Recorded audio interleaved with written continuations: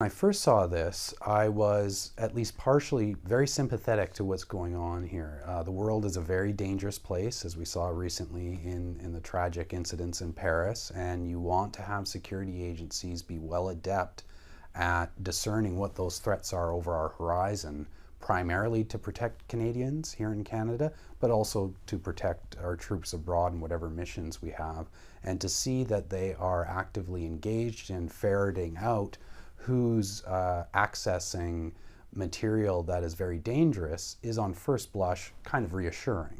You want them to be doing their job. It's only when you stand back and look at it in a broader context that you realize, as always, the devil is in the details. So here we see evidence of Canada engaged in mass surveillance. So let's piece it together. The Canadian Signals Intelligence Agency is monitoring hundreds of free file uploading sites, determining who is connecting to those sites.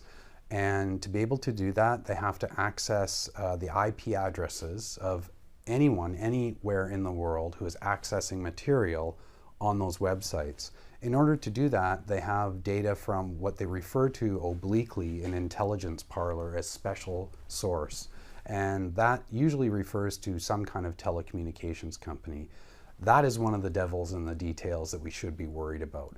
What is the arrangement by which our Signals Intelligence Agency, under what authority are they able to go to whatever telecommunications company or companies this is, to be able to get that information, to find out exactly what IP address is connecting to those foreign free file uploading sites. To be able to monitor hundreds of file uploading sites in terms of who's connecting to them from any country, you need to have access to data sources that are international. So whereas 20, 30, 50 years ago, our signals intelligence agencies could be described legitimately as mostly concerned with intercepting signals that come our way and cross our borders in a defensive perimeter style, we're now reaching out across the globe.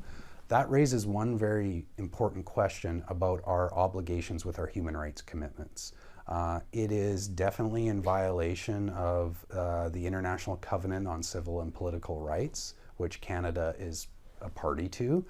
Recently, the Special Rapporteur at the UN on counterterrorism came out and said mass surveillance of non-nationals, which we're doing in this case, is not appropriate. It's an infringement. It's not in the spirit of human rights. So if we're actually committed to human rights worldwide and we're doing this, we're not practicing what we preach. Canadians need to understand and have a debate about the extent to which it's okay for their government to be watching everything they do. Is it okay in the pursuit of radical extremists and defending Canadians from possible harm that the government sets up a giant digital X-ray machine over everything that we do?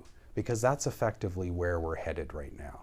And that debate, I don't think, has not happened in this country.